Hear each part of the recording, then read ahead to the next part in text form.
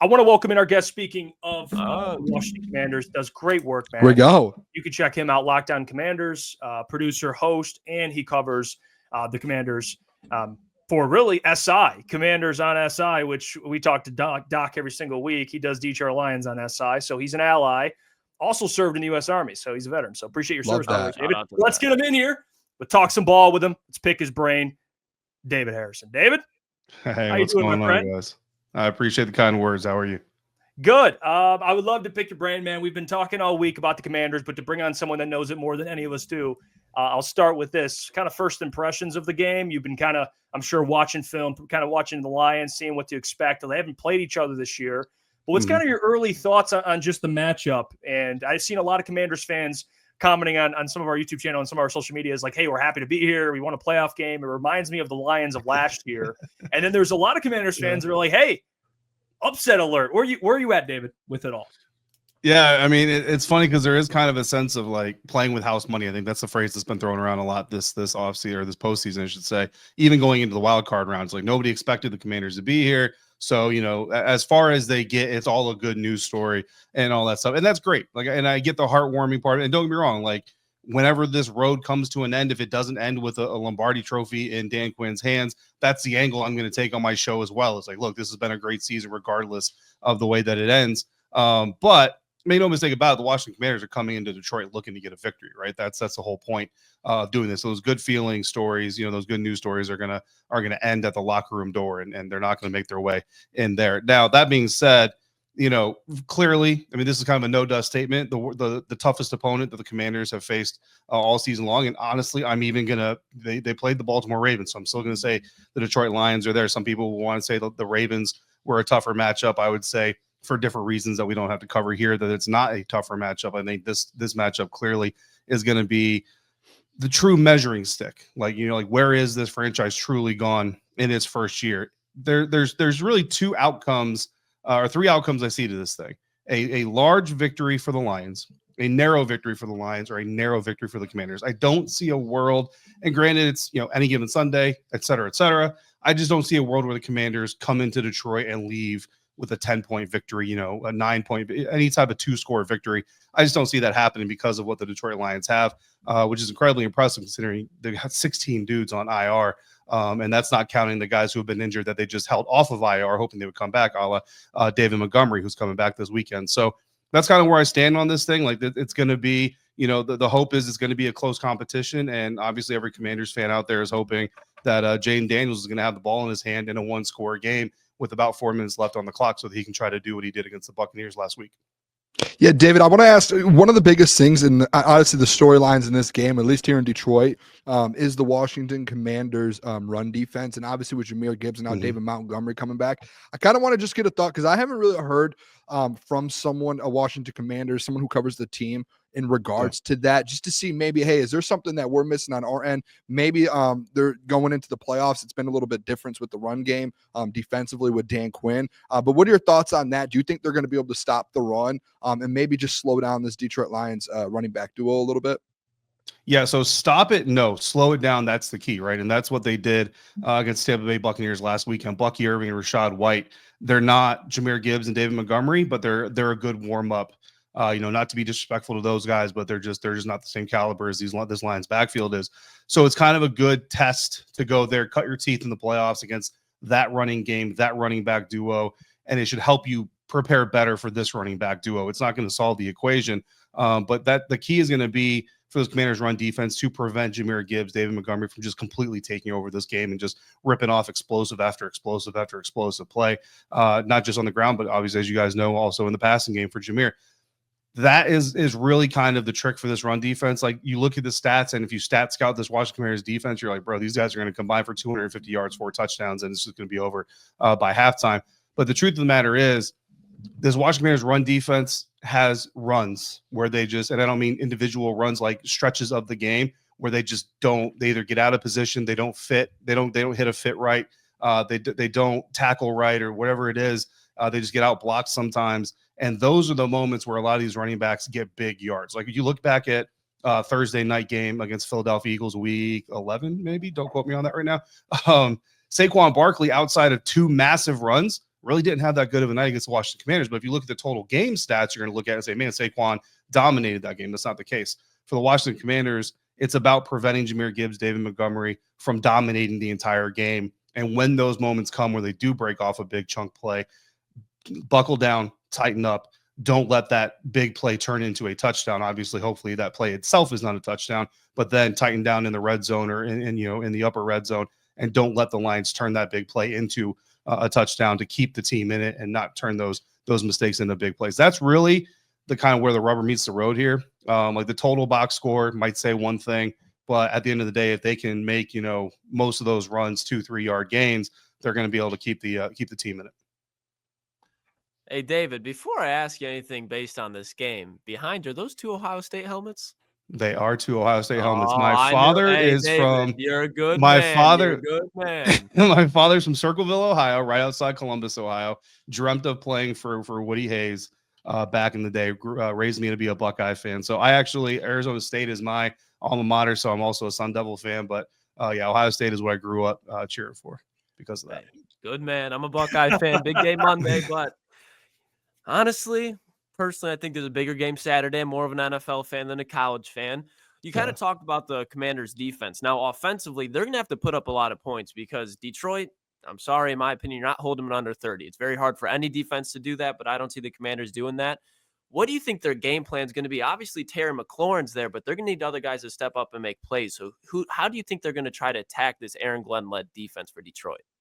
Yeah, I mean, it's really putting Jaden Daniels in a situation where he has the opportunity to make the best decision for the team, whether it be RPOs or whether it be just multiple layered route concepts to go out there and just say, what are the Detroit Lions doing against me? How can I make the best decision? And that's really where he's been incredibly impressive, especially for a rookie quarterback, is making the right decision for his team. Now, unfortunately, sometimes the right decision is like a 1 yard sack and he runs out of bounds. And, in the press box, you're kind of going like, dude, just throw the ball away. Don't take even a 1 yard loss. Like, don't take the 1 yard loss. But, that's part of the rookie development process. But that's something that Jaden's been really good at. Is Cliff Kingsbury gives him a lot of options, gives him a lot of leeway. There's not a situation this season that you can look back on and say Cliff Kingsbury told Jaden, hey, dude, no matter what, this is what you're doing. That doesn't exist with this offense. It's all about what Jaden sees, all about what decision he wants to make based on what's given to him. In fact, there's been moments Cliff Kingsbury, there's a deep ball to Terry McLaurin against the Cincinnati Bengals early in the season, which is even more impressive considering that Jaden is still very much a rookie quarterback at that stage, where Cliff calls a play and Jaden, essentially like a pitcher on the mound, waves him off and says, no, dude, we're not running that play. They run a different play. They get a moonshot to Terry McLaurin, and Cliff said, gave his quarterback credit, said I called a bad play, and he had the nerve to call me on and say, no, dude, we're not doing that. We're doing something else. So that is kind of been the MO for developing Jaden this year. Is they're not looking to put him in a bottle. They're looking to let him just kind of go out there and do his thing. And that's what he's been doing. So as far as the strategy is concerned, there's going to be deep routes that are called. And if Jaden feels comfortable with them, he's going to take them. There's going to be underneath stuff. There's going to be avenues for him to run. There's going to be RPOs, and he's going to make those best decisions. So that is really kind of the way that they want to go. Now, telling you Jaden's personality, and this is really no secret, he wants to take the shot. You know what I mean? So if he gets single high coverage with Terry McLaurin on the outside and press, and Terry McLaurin even gets even with his defender, you can pretty much bet he's going to take that shot and give his receiver a chance to make the catch. But Jaden's also very smart, and he also understands that it's in his team's best interest to keep the Detroit Lions under 30 points, not necessarily by massively just stopping them on defense, but shortening the game and not giving them the opportunity to have enough drives on the field to get those 30 points. Yeah, David, I mean, the coaching matchup, and I want to ask you about Ben Johnson, because I gotta pick your brain on that. You're probably the most connected guy here for us to actually find out information about last year and what happened. Yeah. But just stick with who you hired. Dan Quinn has done an excellent job, 12-5, and it's a team that's aggressive. I mean, you got Dan Quinn and Dan Campbell both going for it. What do you make of the job Dan Quinn's done this year? How impressive he's been getting Cliff Kingsbury in to kind of handle the offense. And then the second part, after you answer that, what do you think? What happened with the Ben Johnson stuff? Did he really want Sam Howell? Like, what's your whole take on that situation? Or you think it just didn't work out, and to each his own? Yeah. So for the first part, I'll tell you this, and I've had this conversation with other people around here as well. If they hired Ben Johnson this offseason, this Commanders team would not be where it is today. It would not be as good as it is today. Now, that's not to say that it would be as bad or it would be bad necessarily, But the reason I say that is because Dan Quinn not only brought in, a culture and an atmosphere that's just highly motivated, it's highly connected to the kind of the warrior spirit and all that stuff, but he also brought in this all-star coaching staff that a guy like Ben Johnson, just honestly, like, unless there's just a bunch of connections that he has around the league that we just don't know about, he's not going to be able to he's not going to bring in Ken Norton. He's not going to bring in Brian Johnson. He's not going to bring in Anthony Lynn. You know what I mean? These are guys that a coach as young as Ben Johnson just isn't going to have in his tree and in his circle, right? So it's not a dig on him.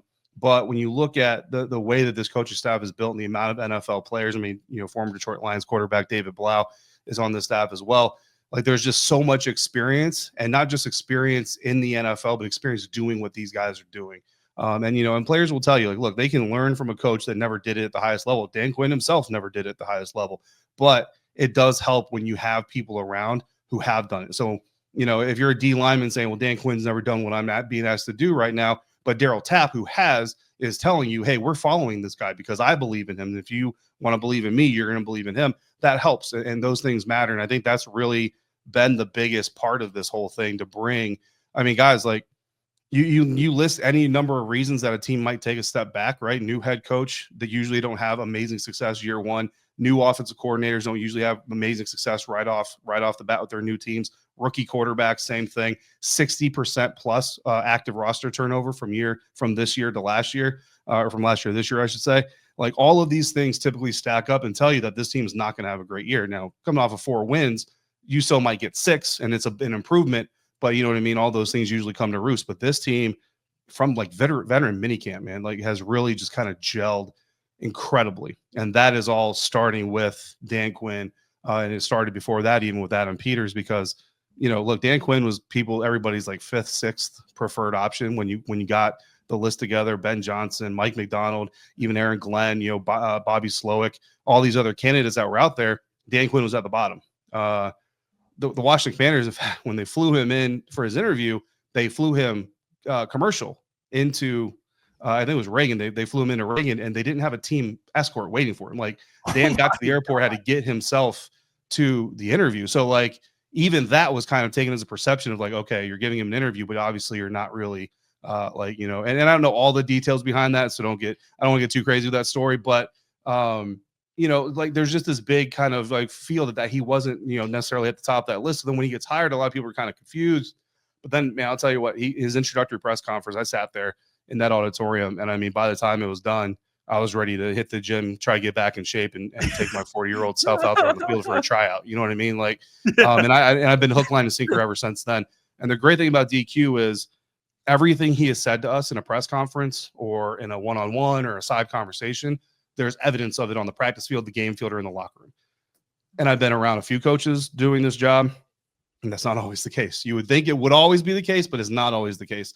In fact, it's actually very rare. Him and Bruce Arians, I will tell you, are the 2 coaches that I put at the top of the integrity list. Like, what they tell you, they mean what they mean. They execute. And I think that's pretty high class for him to be compared to his BA. Now, as far as the Ben Johnson thing is concerned, listen. So the story that's out there about Sam Howell, yes, I've heard that same story. No, I have not confirmed that story. The person, or I should say the people that I've heard that story from, I can trust that they sourced that story. These aren't media members that I heard this story from. However, I did not source that myself. I probably shouldn't even be confirming that I've heard it. But yeah, I've heard it. I don't know if it's 100% true. But once he was kind of out of the race, I kind of left that to the rest of the conversation. Like, right. Honestly, Ben, I don't know Ben. You know what I mean? I've never met him. I was in Detroit last year for the divisional round when they beat the Buccaneers, because I was covering the Buccaneers at the time as well. And I did take some time to go to the Detroit Lions press conferences. And really what I wanted to hear was how much do these guys praise Ben Johnson, the leader, not just the X's and O's guy. And I have noticed that they always praise him for the X's and O's. I don't hear him praised a lot for his leadership. Now, massive great assault. I don't scour the Detroit Lions pressers. You know what I mean? So like that's a very small sample size of pressers that I've listened to. So, but if that is the trend, it would be a little concerning to me, not because them not praising his leadership doesn't mean he's not a leader, but as a head coach, again, going to BA, Bruce Arians, it's the Jimmies and Joes, not the X's and O's. So Ben Johnson's a brilliant football mind. That's great. But if he's not a leader of men, that's going to be a problem no matter what head coaching job he gets. So again, not to say that he's not a leader just because I haven't heard a lot of praise for his leadership, but that was one thing that when I was researching him for this position, not like that I have a say in it, but just doing my due diligence, that was something that I wouldn't say concerned me, but did stand out to me. Yeah. Well, appreciate your insight, David. You do some great stuff. Good luck this weekend, and keep up the great work. Appreciate you for joining the show, as always. I appreciate you guys for the invite. Thanks. There you go. Appreciate it, David. Harrison, host Locked On Commanders, and does stuff for Sports Illustrated as well. Hey, what's going on there? It's Jeff Iafrate. Appreciate you for finishing the video. You can check out one of the videos here suggested or show support by commenting, liking, and subscribing. And buy your merchandise, officialctsports.com.